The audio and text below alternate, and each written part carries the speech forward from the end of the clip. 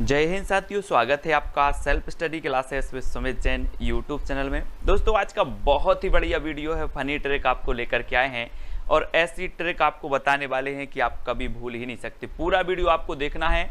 और दोस्तों जो साहित्य अकादमी जो पुरस्कृत रचनाएं हैं उनको आज हम पढ़ने वाले। इससे पहले मैंने आपको 20 रचनाओं का एक पार्ट दिया था। फर्स्ट ये सेकंड पार्ट है और इसके बाद थर्ड पार्ट आएगा जिसमें आपकी पूरी की पूरी साहित्य अकादमी की जो रचनाएं हैं वो आपको याद हो जाएंगी। ठीक है, तो जिन्होंने इसके पहले के वीडियो ट्रिक की वीडियो नहीं देखे हैं वो देख लें। और रोज सुबह 9:30 बजे आपकी क्लास होती है फनी ट्रिक हिंदी साहित्य। ठीक है, और जो भी साथी अभी व्हाट्सएप ग्रुप से नहीं जुड़े हैं वो 9098609291 इस नंबर से आपको SMS करना है, मैसेज करना है और आपको लिंक मिल जाएगी ग्रुप की। ठीक है, तो स्टार्ट करते हैं दोस्तों आज का ये वीडियो। जो भी नए साथी हैं वो सब्सक्राइब जरूर करें।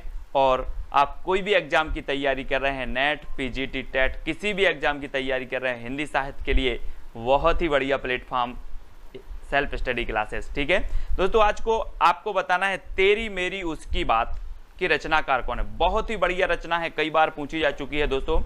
तेरी मेरी उसकी बात है ना, अपन बोलते हैं ना कि तेरी मेरी उसकी बात किसी को नहीं बताना। क्या बोलते हैं अपन? तेरी मेरी उसकी बात किसी को नहीं बताना।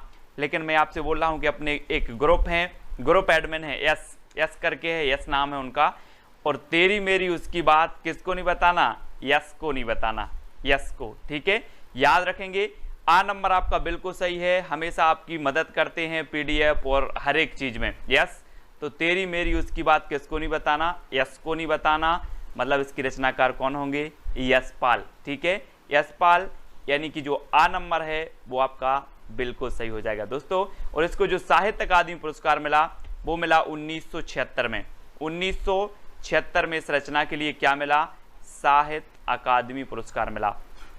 ठीक है, तो याद रख लेना, तेरी मेरी उसकी बात यस को नहीं बताना। और 1976 में इसे साहित्य अकादमी पुरस्कार मिला। और कब तक नहीं बताना? 76 साल तक नहीं बताना। ठीक है, तो 1976 आपका हो जाएगा साहित्य अकादमी। अगला बताना है दोस्तों, चुका भी नहीं हूं मैं। चुका भी नहीं हूं मैं की रचनाकार कौन है? थोड़ी सी इमेज दी है, अगर आप समझ सको कुछ तो बता दोगे। 4 विकल्प हैं, 2 सेकंड। आपको पता है दोस्तों, आपको पता है कि जब शेर और हिरन क्या करते हैं? साथ साथ दौड़ते हैं एक दूसरे को। मतलब जो शेर है वो हिरन को पकड़ता है और हिरन कई बार आपने देखा होगा कि क्या करती है? निकल जाती है और शेर चूक जाता है ना। लेकिन शेर देखता है आजू बाजू, बोले अभी चूका नहीं हूं मैं, चूका भी नहीं हूं, अभी चूका भी नहीं हूं। तो शेर बोलता है चूका भी नहीं हूं। तो इस जो रचना है वो किसकी हो जाएगी? शमशेर बहादुर जी की। ठीक है, याद रखना दोस्तों, इन्हें कवियों का कवि भी कहा जाता है, शमशेर बहादुर साहब को। और ये क्या करते हैं? हिरन और शेर साथ साथ दौड़ते हैं, साथ साथ दौड़ते हैं। तो 1977 में इसे इस रचना के लिए साहित्य अकादमी पुरस्कार मिला। तो साथ साथ से याद रख लेना है ना। और शेर क्या बोल रहा है कि चूका भी नहीं हूं, अभी दूसरा हिरन देख लेंगे। ठीक है, तो शमशेर बहादुर यानी 12 नंबर आपका बिल्कुल सही हो जाएगा। अगला बताना दोस्तों, उतना बस सूरज हूं की रचनाकार कौन है? उतना बस सूरज हूं। 4 विकल्प हैं, 4 में से आपको उत्तर बताना है और आंसर आपका क्या हो जाएगा? उतना बस सूरज हूं। तो हम क्या बोलते हैं दोस्तों, जो उभरता हुआ सितारा होता है, जो भारत का भूषण होता है, वो हम बोलते हैं कि आप तो हमारे भारत के क्या हो? सूर्य हो, सूर्य पुत्र हो। तो उतना बस सूरज हूं क्योंकि आप क्या हो? भारत भूषण हो, भारत भूषण। तो ये भारत भूषण अग्रवाल की रचना है, इसको ऐसे याद करेंगे दोस्तों। ठीक है, बहुत ही बढ़िया है। उतना बस सूरज हूं, भारत भूषण अग्रवाल। ठीक है, और इसे 1978 में दोस्तों, 1978 में क्या मिला? साहित्य अकादमी पुरस्कार मिला। तो याद रख लेना, उतना बस सूरज हूं, भारत भूषण अग्रवाल। अगला है कल सुनना मुझे। कल सुनना मुझे के रचनाकार कौन है? अब दोस्तों एक चीज बताना, मैं अगर आपसे बोलूं कि आज तो आप लोग सुनते नहीं हो मुझे, जब मैं धूल में मिल जाऊंगा तो कल सुनना मुझे। काय में मिल जाऊंगा? धूल में मिल जाऊंगा तो कल सुनना मुझे। तो इसके जो लेखक होंगे वो कौन होंगे? कौन होंगे? कल सुनना मुझे, जब धूल में मिल जाऊंगा। तो आपका उत्तर होगा धूमिल, है ना, धूमिल। कल सुनना मुझे धूमिल की रचना है ना। और इसे कब मिला?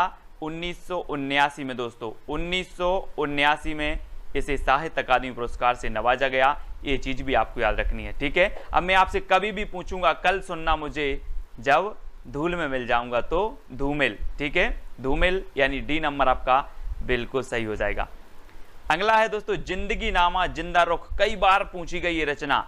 और आपको पता है दोस्तों कि हम जब हिंदी साहित्य में पढ़ते हैं तो मीराबाई को जरूर पढ़ते हैं, मीराबाई को पढ़ते हैं, है ना।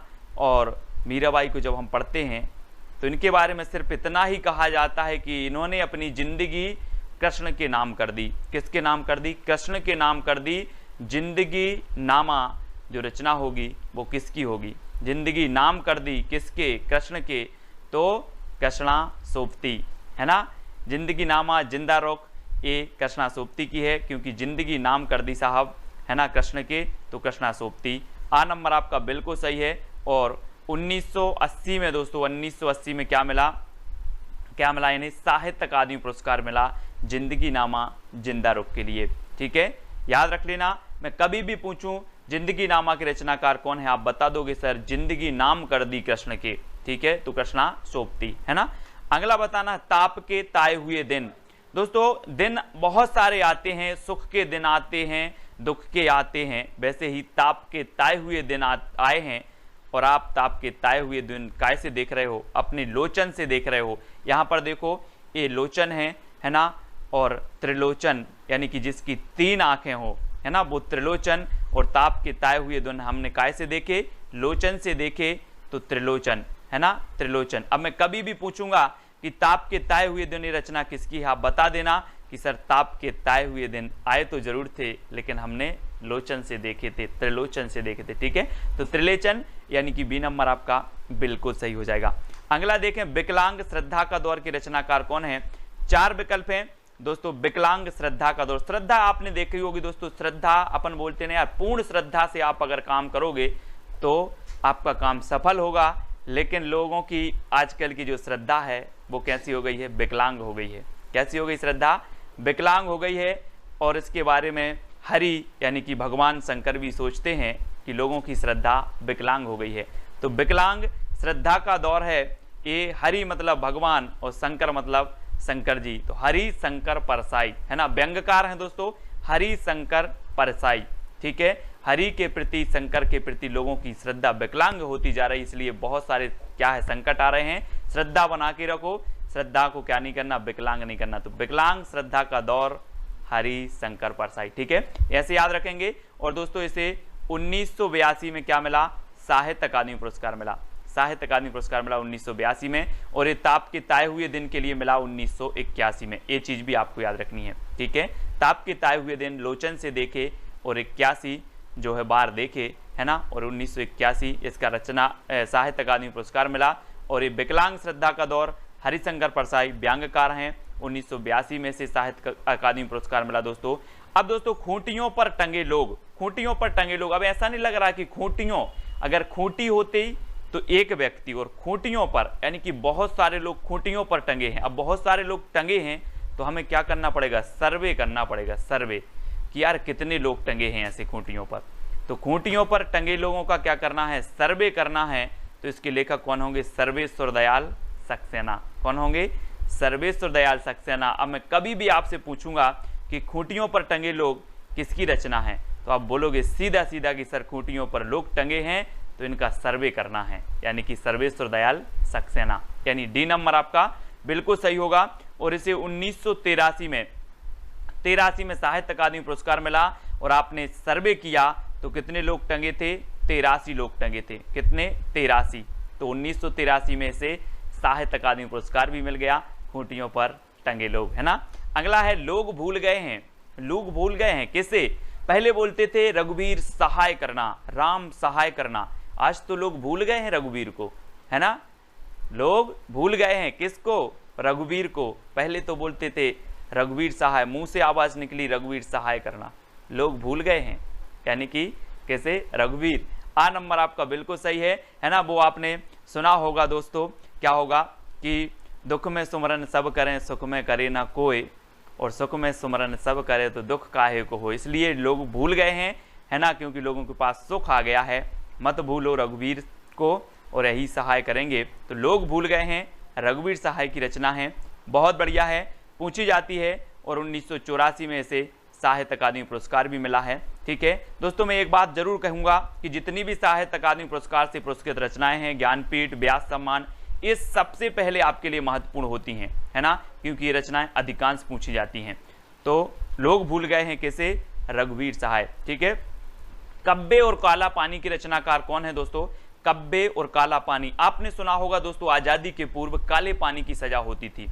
काले पानी की सजा यानी कि अगर एक काले पानी की सजा हो गई अगर व्यक्ति को, तो वो वापस नहीं आ पाता था कभी।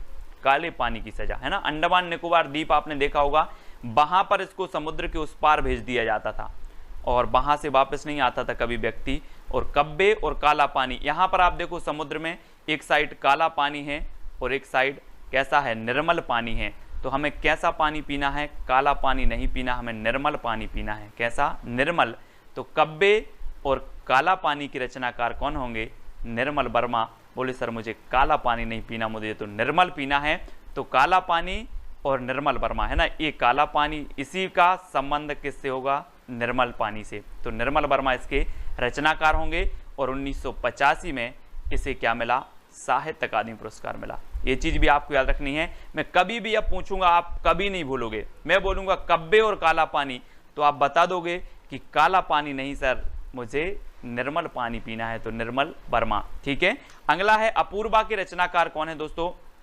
ये याद रखना है, बहुत ही बढ़िया रचना है अपूर्वा। और अपूर्वा दोस्तों एक केदारनाथ अग्रवाल जी की रचना है, केदारनाथ अग्रवाल। ठीक है, और आपको पता होगा कि पूर्व में केदारनाथ में एक बहुत भयंकर क्या आई थी? बाढ़ आई थी।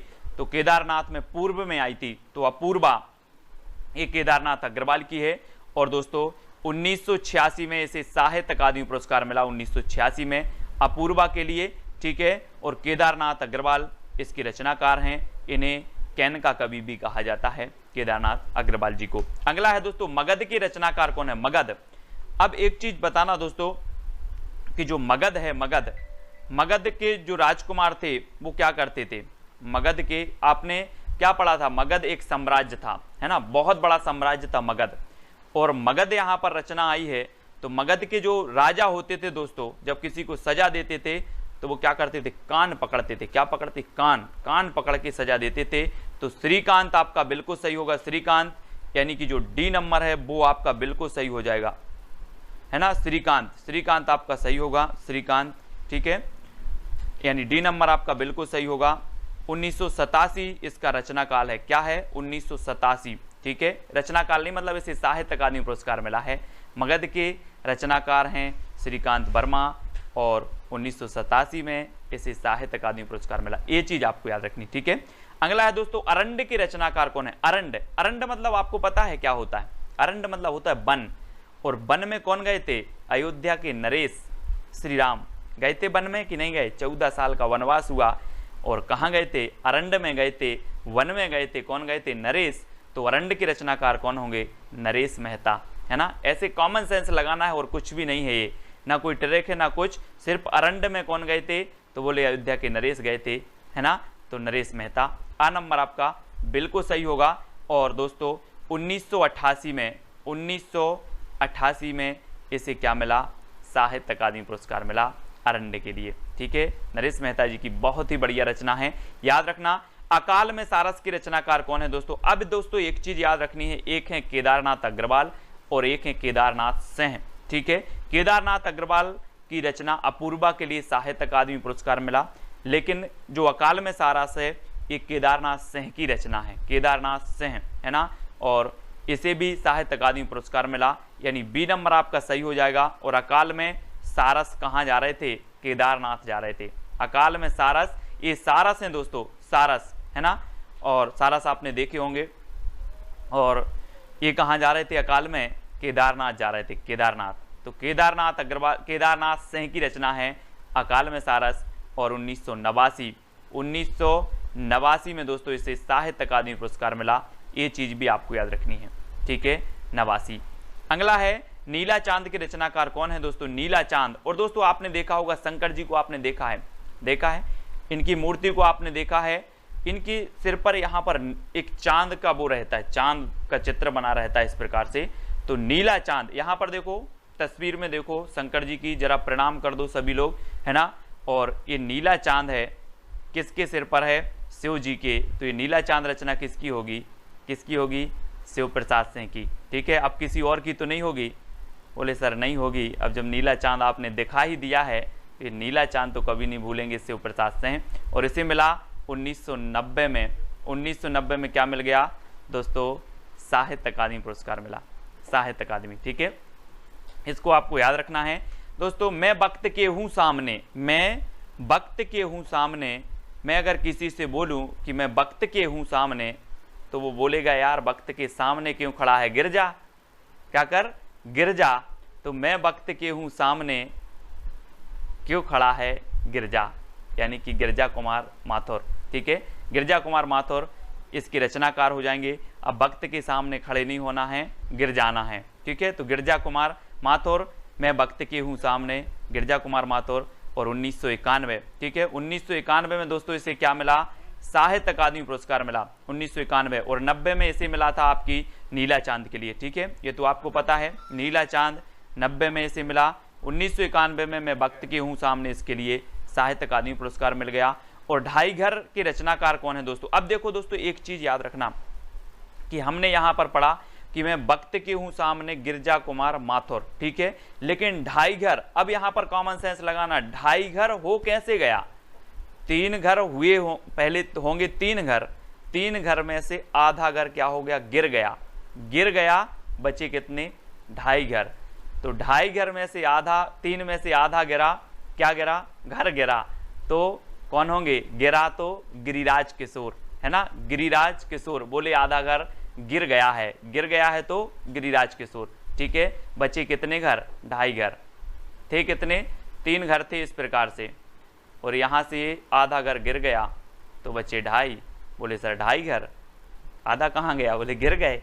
तो गिरिराज किशोर, यानी आ नंबर आपका बिल्कुल सही होगा। ढाई घर के रचनाकार गिरिराज किशोर। और 1992 में इसे क्या मिल गया? साहित्य अकादमी पुरस्कार मिल गया। बहुत ही बढ़िया, कई बार पूछी गई है। अब आप कभी नहीं भूलोगे, आप तो वीडियो देखकर भूल जाना वीडियो को।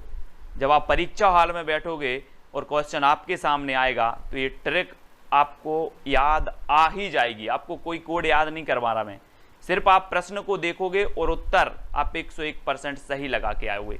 ठीक है, ढाई घर के रचनाकार गिरिराज किशोर हैं। अर्धनारीश्वर की रचनाकार बताना है। अर्धनारीश्वर दोस्तों, अर्धनारीश्वर, ये आपने देखा होगा कुछ लोग ऐसे होते हैं कि उनमें आधे गुण तो होते हैं नारी के और आधे होते हैं पुरुष के, है ना। अब बोले सर बोले यार आधे गुण आप में नारी के आधे पुरुष के हैं, ये कैसा हुआ? अरे बोले अब विष्णु जी हैं सृष्टि के रचयिता, जैसा बनाया भगवान ने वैसा है ना। तो किसने बनाया सृष्टि को? विष्णु जी ने। अब भगवान ने जैसा बनाया यानी कि अर्धनारीश्वर बनाया, तो अर्धनारीश्वर हैं यानी कि विष्णु प्रभाकर। ठीक है, विष्णु प्रभाकर। बी नंबर आपका बिल्कुल सही हो जाएगा। ठीक है, बहुत सारी धारणाएं हैं दोस्तों इस सृष्टि के बारे में, है ना, बहुत सारी हैं। पृथ्वी की रचना कैसे हुई, धार्मिक मान्यताएं हैं, वैज्ञानिक मान्यताएं हैं, सारी मान्यताएं अलग अलग हैं। ठीक है, फिलहाल हमें सिर्फ याद करने का ये माध्यम है ना, और याद अपन करते रहते हैं। कहीं नहीं बहीं की रचनाकार कौन है दोस्तों? अब ये रचना है कहीं नहीं बहीं। अब बोले सर ऐसे कैसे याद होगी? ये होगी कैसे याद होगी? 4 विकल्प हैं, 2 सेकंड आपको दिए जाएंगे। कहीं नहीं बहीं, जब सीता जी का हरण हो गया दोस्तों, तो इन्होंने कहा था कि हमें कहीं नहीं, हमें वहीं बैठना है। कहाँ? अशोक के वृक्ष के नीचे। कहीं नहीं वहीं, तो कहीं नहीं वहीं के रचनाकार कौन होंगे? अशोक वाजपेयी। कौन होंगे? अशोक वाजपेयी, क्योंकि सीता जी ने कहा कि हमें कहीं नहीं वहीं बैठना है। जो शोक को हरता है वो क्या है? अशोक वृक्ष, और अशोक के नीचे बैठना है हमें कहीं नहीं वहीं, यानी कि अशोक के वृक्ष के। तो अशोक वाजपेयी इसके रचनाकार होंगे। और 1994 में इसे साहित्य अकादमी पुरस्कार मिला। बहुत ही बढ़िया रचना है, आप कभी नहीं भूलोगे। बोले कहीं नहीं वहीं, कहाँ? अशोक के वृक्ष के नीचे। ये यहाँ पर देखो चित्र में जरा, ये हनुमान जी आए हैं और सीता जी अशोक के वृक्ष के नीचे बैठी। बोले हमें कहीं नहीं जाना, हम तो वहीं जाना अशोक के वृक्ष के नीचे। ठीक है, तो इस प्रकार से याद रखेंगे, है ना। कोई दूसरा नहीं कि रचनाकार कौन होंगे, कोई दूसरा नहीं, है ना। कभी कभी ऐसा होता है दोस्तों, कैसा होता है, बोले कोई दूसरा नहीं, हमें तो कौन चाहिए, कुंवर चाहिए, कुंवर, है ना। कुंवर किसको बोलते हैं, आप लोग पढ़ते होंगे, कुंवर किसको बोलते हैं, बोलते होंगे, है ना। तो कभी कभी ऐसा होता है, हमें कोई नहीं चाहिए, हमें सिर्फ कुंवर चाहिए। क्या चाहिए, कुंवर। तो कुंवर नारायण, कुंवर नारायण, यानी कि जो आ नंबर है वो आपका बिल्कुल सही होगा। कोई दूसरा नहीं, कुंवर चाहिए, कुंवर आ नंबर। आप लोग अपने अपने हिसाब से याद कर लेना। और 1995 में इस रचना के लिए दोस्तों साहित्य अकादमी पुरस्कार चाहिए। और कितने साल का कुंवर चाहिए, 95 साल का। कितने साल का, 95। ठीक है, तो 95 याद रख लेना, 1995, कुंवर नारायण, कोई दूसरा नहीं, कुंवर चाहिए। 1995 में से साहित्य अकादमी पुरस्कार मिल गया। मुझे चांद चाहिए, लो अब कुंवर चाहिए, अब चांद चाहिए, तो मुझे चांद चाहिए। दोस्तों अब चांद अगर आपको चाहिए है तो ऐसा नहीं मिलेगा। कैसे मिलेगा भाई, जब अपन ऊपर चांद आकाश में है, बोले इंद्र भी रहते वहीं पर, इंद्र से क्या करनी पड़ेगी, अपन को परमिशन लेनी पड़ेगी, परमिशन। बोले मुझे चांद चाहिए, अब चाहिए तो ठीक है। और इंद्र को क्या कहते हैं, सुरेंद्र भी कहते हैं। इंद्र का पर्यायवाची होता है दोस्तों सुरेंद्र। क्या होता है, सुरेंद्र, है ना। तो अगर चांद चाहिए तो इंद्र की परमिशन लेना है, सुरेंद्र की परमिशन लेना है, तो सुरेंद्र वर्मा, मुझे चांद चाहिए, सुरेंद्र वर्मा की रचना है। कभी भी याद रख लेना, बहुत अच्छी रचना है, मुझे चांद चाहिए। और इसके लिए आपको सुरेंद्र की परमिशन लेनी पड़ेगी, इंद्र की परमिशन लेनी पड़ेगी। और डी नंबर आपका बिल्कुल सही हो जाएगा। ठीक है दोस्तों, अब एक रचना, एक चैलेंज प्रश्न आपको दिया जाता है कि मुक्तिबोध के रचनाकार कौन है। मुक्तिबोध, अब आपने दोस्तों पढ़ा होगा कि मुक्तिबोध तो सर कवि का नाम है, लेकिन एक रचना भी है। आपने तुलसीदास जी को पढ़ा है, तुलसीदास कवि का नाम है, लेकिन एक रचना भी है तुलसीदास। अब याद रख लेना, तुलसीदास और मुक्तिबोध अधिकांश एग्जामों में पूछी गई, क्योंकि लोग समझते हैं कि तुलसीदास तो कवि का नाम है इसलिए पूछी जाती है, मुक्तिबोध तो कवि का नाम है इसलिए पूछी जाती है। इसलिए तुलसीदास और मुक्तिबोध रचना याद रख लेना। तुलसीदास मैं आपको बता दे रहा हूं कि तुलसीदास जो रचना है वो निराला जी की है, सूर्यकांत त्रिपाठी निराला की। लेकिन एक जो चैलेंज प्रश्न है कि मुक्तिबोध किसकी रचना है, तो वो आपको बताना हो। एक मैं बताता हूं, एक आप बता देना। ठीक है, तो क्या हो जाएगा, तालमेल बना रहेगा हमारे और आपके बीच। इसी प्रकार से सभी लोग वीडियो को लाइक करेंगे और कौन सी ट्रैक सबसे अच्छी लगी वो कमेंट में आपको लिखना है। और यहाँ पर कुंवर नारायण, विष्णु प्रभाकर, लीलाधर जगूड़ी और जैनेन्द्र कुमार, ये 4 ऑप्शन हैं। 4 ऑप्शन में से आप किसके बारे में जानते हो, चारों के बारे में जानते हो, तो चारों के बारे में कमेंट में आपको जरूर लिखना है। मैं सारे के सारे कमेंट देखता हूं, कौन कितना अच्छा लिखता है, क्या लिखता है, कितनी आपके अंदर जानकारी है, वो भी देखता हूं। ठीक है, तो वीडियो को सभी लोग लाइक करके शेयर अवश्य करें। और चैलेंज प्रश्न सभी को स्वीकार करना है। जितने लोग लाइव नहीं देख पाते हैं वो क्या करें, वो बाद में देखें, अपनी प्रेजेंटेशन लगाएं कमेंट के माध्यम से कि सर मैंने वीडियो देखा है और ये मेरा चैलेंज प्रश्न का उत्तर है। ठीक है, और वीडियो को लाइक और शेयर अवश्य करना है। जो भी साथी व्हाट्सएप ग्रुप से नहीं जुड़ पाए हैं उनके लिए नंबर है 9098609291। इस नंबर पर आपको SMS करना है, आपको लिंक मिल जाएगी ग्रुप की। ठीक है, और ये अपना टेलीग्राम ग्रुप है। टेलीग्राम ग्रुप में आपको जुड़ना है तो टेलीग्राम ऐप डाउनलोड करो, उसमें सर्च करो IAS स्टडी ट्रैक और ज्वाइन हो जाओ। ठीक है, और व्हाट्सअप नंबर तो आपको दे ही दिया है। और सब्सक्राइब करना ना भूलें दोस्तों, सब्सक्राइब कर लें। और किसी की समस्या आती है कि सर नोटिफिकेशन नहीं मिलता, बिल्कुल नहीं मिलता। आप क्या करते हो, बेल आइकन को दबाते हो लेकिन ऑल पर क्लिक नहीं करते, ऑल पर क्लिक नहीं करते, जिससे ऑल वीडियो की इन्फॉर्मेशन आप तक नहीं पहुंच पाती। तो बेल आइकन को दबाएं और ऑल पर क्लिक करें और वीडियो को लाइक करके शेयर अवश्य करें। आज की वीडियो के लिए बस इतना ही। जय हिंद।